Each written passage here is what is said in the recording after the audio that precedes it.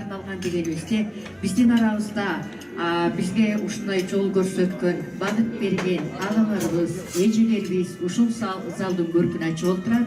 Ошондой эле төрдөн орун алган кыргыз эл баатыры, кыргыз эл акыны Сооронбай Жусуев жазган Курманжан аттуу ырына бет ачары деп белгилесек болот.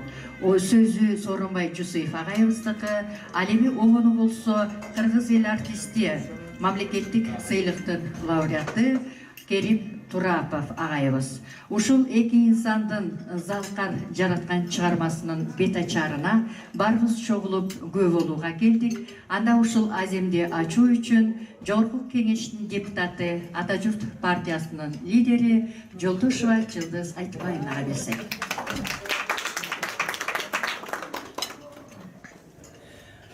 Ата Журт партиясынын лидери десең, анан лидерлер тарым калбасын, курмай бергенчи фракциянын. Эми ушундай болуп калды. Азыр бүгүн күн мен ойлойм өзгөчө, мындай бир айтканда тарыхта кала турган. Мен ушул жерде кыргыздын каймактары маданиятка тегиле кыргыздын жашоосундагы мындай айтканда Кыргызстандын түптөөдөгү кийинки мезгилдеги ушул түптөөдө чоң ролдору бар инсандар келип отурат да. Мен мына ушул жерде улуулантып айтып кетсем, Сооронбай Жусуев биздин эми улуу акын агайыбыз, эл баатыры, кыргыз эл баатыры Курманжан датка энебизге арнап поэма жазган. Курманжан датка энебизге арнап поэмасы менен жашап, андан кийин мына азыр аябай күчкө толуп, мындай эр ортону Мамед Мамакеевич айткандай 80 жаш деп. Ошол 80 жаштан ашып жетелекпи жаш жигитте эми Сооронбай Жусуев, сизди жакшы көрөбүз. Курманжан датка энебизге арнап дагыр жазыптыр. Бүгін абдан қуанышты окуя болып жатат. Мен Курманжан датка деген өрменен роман 1994 жылы жазып бер. Oran 98 жылы ошол роман үчүн Топтогул атындагы сыйлык берилген. Андан дагы ушул Курманжан датка жөнүндө ырлар жазып келатам. Ошол экинчи ырым, üçüncü ырым, мына üçüncü ырыма биздин атактуу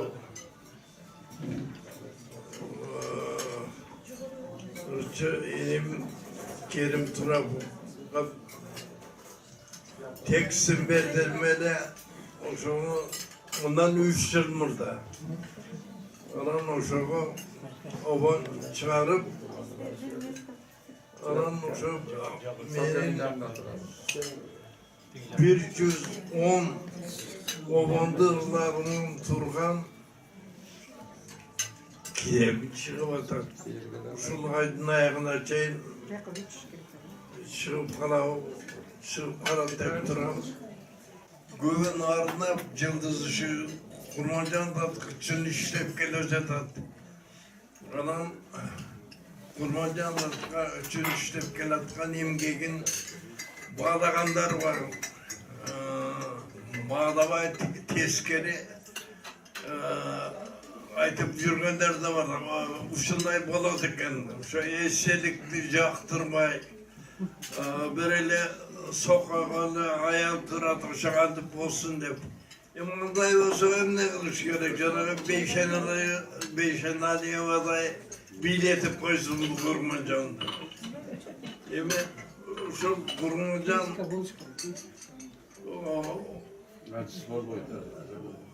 өмүрүндө ошол Orta Asya'dan ayarların içinden çıkan ulu ayar. Memleketlik işberi ayar. Kırgızlardı avcalları saksap kalgan ayar. Aran ошол Ormancan'dan dankı öse veriş gerek.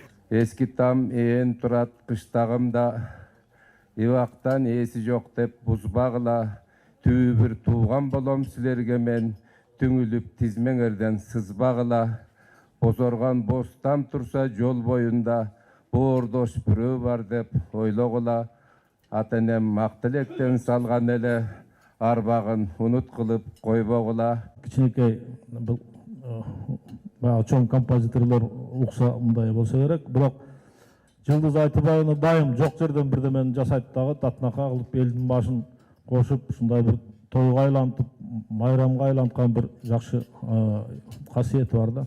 Мага ушундай дегенде анан мен макул болдум, мен макул. Бирок эл кантип түшүнөр экен деп.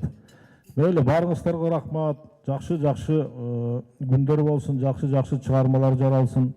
Жакшы чыгарма угуш үчүн, жакшы чыгарма жаралыш үчүн эл журтубузда тынччылык болуш керек экен, ынтымакчылык болуш керек экен, достчулук болуш керек экен. Биз баарыбыз улууну урматтап сыйлаганды билишибиз керек экен, жаштарды сыйлашыбызды билишибиз керек экен. Ошондо баары чогулуп келип туруп, жакшынакай той болот экен, ыр болот экен, майрам болот экен.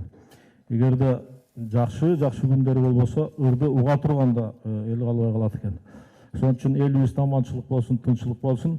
Мен анда ошо биринчи Курманжан апайыбызга арналган ырды аткарып берейин. Бирок уялып деле турам. Аябай чоң бир эме болуп кетти. Мен аткарып берейин да.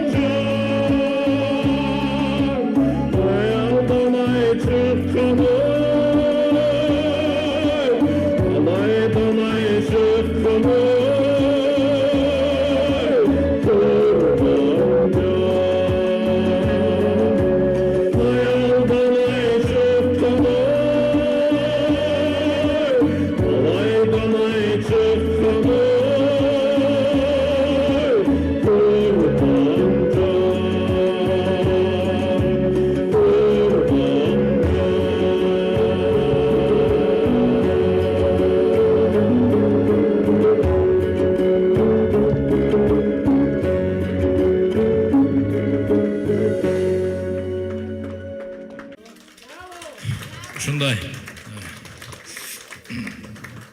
Madaniyatqa arnalgan atayı bizdin bir görünüktü, biz şu sıymıktana turgan insanlarga arnalgan geçeler azırak. Eğer de biz şunday adamlar deskerip turbasak anda bizdin geleceğimiz dele olmay kalat. Şu mamleket ele emes, mamleket obolu madaniyat menen bay boluş gerek. Eldagi madaniyat menen sugarılıp oşonun bir dem menen alga jılbasa anda жалаңгыле biz баягы тетеге чөнтөктүлү карап отурсак ал кичине басыбыз абдан акырын болуп калат да. Өзү Курманжан Датка атындагы комплекс 200 жылдыгына арналган эле да. Бул аябай чоң проект, чоң мындай концепция эле.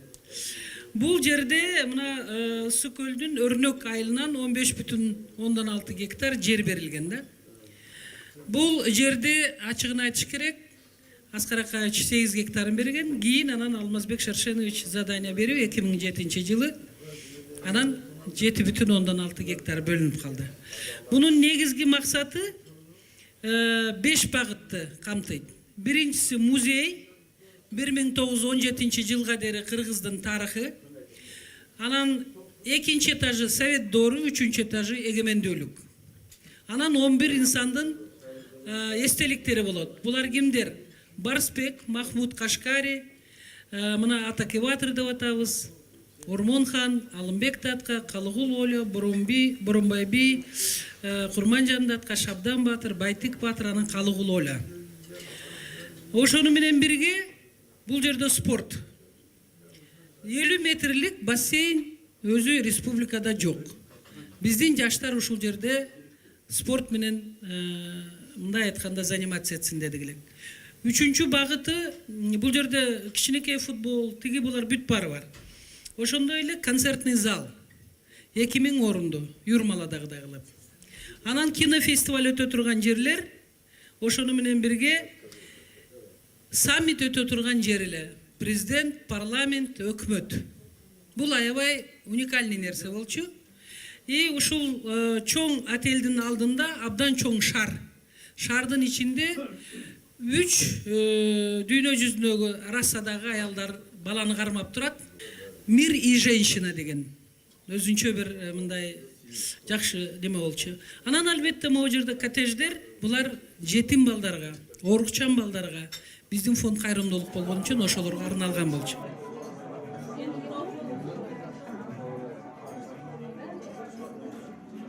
Баягы жакшы иштин түйшүгү да болот экен эми. Бир эле эмес, ошол далай сөздү, далай критиканы азыркы парламенттен, азыркы бийликтен мына Жылдыз Айтбайына деле угуп атат. Бирок да кылган жакшы иш бул элибизде, биздин жерибизде калат. Аны эч ким эч жака ала кетпейт. Тарыхыбыздан бул улуу инсандарды башка улуу адамдардай эле эч ким чийип сала албайт. Gerçeğin turbayla çok Бар болуңуз. Агайдын Шабат Разакович Марбаржиевдин биринчи жолу ырдаган уктум. Сиз бар болуңуз. Дагы ушундай трагедик комедия болобу ушуларды жарата бериңиз агай. Мен мисалы үчүн мына Камил Абдыразаковдун көз айткандай биринчи аябай күлдүк да анан аябай ыйладык.